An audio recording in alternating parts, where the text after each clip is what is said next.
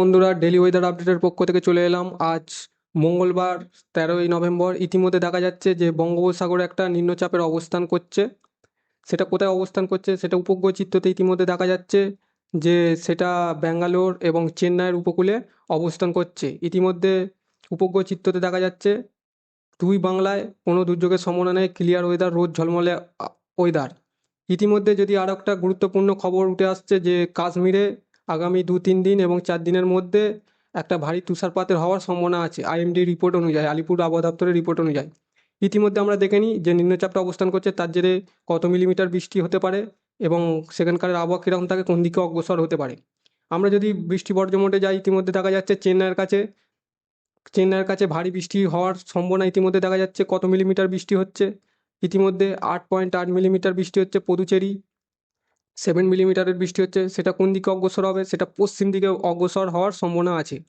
ব্যাঙ্গালোরের কাছে দুপুরবেলা এবং রাতের দিকে সেটা অবস্থান করছে কেরালার কাছে অবস্থান করছে। ইতিমধ্যে দেখতে পাচ্ছেন যে কেরালার কাছে এবং হায়দ্রাবাদের কিছু কিছু জায়গায় দক্ষিণে একটা বৃষ্টি হওয়ার সম্ভাবনা আছে। হালকা মাঝারি কিছু কিছু জায়গায় বৃষ্টি হওয়ার করছে।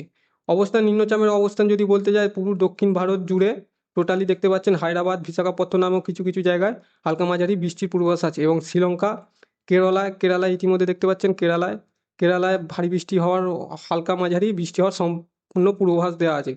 চলে আসি বন্ধুরা বাংলার খবরে। ইতিমধ্যে দেখা যাচ্ছে কলকাতা এবং বাংলাদেশে রোদ ঝলমলে আকাশ। উপগ্রহ চিত্রতে বন্ধুরা আমরা একটু দেখে নিই।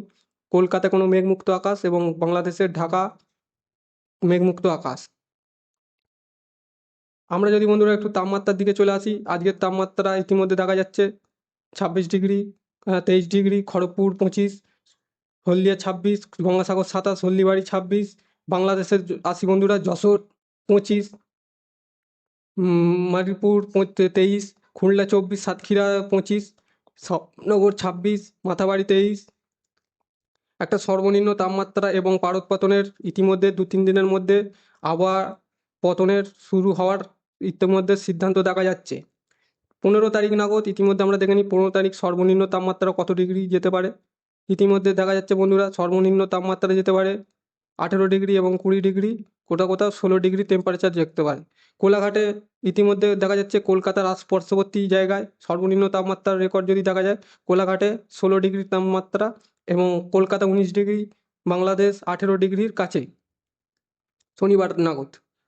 এবং আমরা যদি বন্ধুরা একটু আসি কাশ্মীরের ওয়েদার নিয়ে, আমরা বৃষ্টি এবং বর্জ্যমোড়ে যদি যাই, একটু উত্তরের দিকে যাই, উত্তর বা উত্তর পশ্চিম দিকে, ইতিমধ্যে দেখা যাচ্ছে শ্রীনগর দেখতে পাচ্ছেন, শ্রীনগর, কার্গিল এই জায়গায়।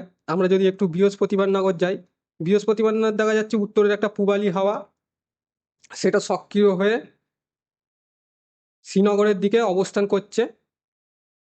শুক্রবার নাগাদ একটা তুষারপাতের সম্ভাবনা ইতিমধ্যে দেখা যাচ্ছে, দেখতে পাচ্ছেন শ্রীনগর বৃষ্টি হওয়ার সম্ভাবনা। সোনমার্গ এর অপোজিটে গুলমার্গ, বারামুলা, পেহেলগাম, অনন্তনাগ ইতিমধ্যে দেখা যাচ্ছে একটা স্নোফল হওয়ার চান্স আছে। 15ই নভেম্বর তাপমাত্রার পতন দুই বাংলায় এবং তার জেরে কাশ্মীরে স্নোফলের চান্স 100% ইতিমধ্যে দেখা যাচ্ছে। সোনমার্গ, পেহেলগাম আর গুলমার্গে একটা স্নোফল হওয়ার চান্স ইতিমধ্যে দেখা যাচ্ছে।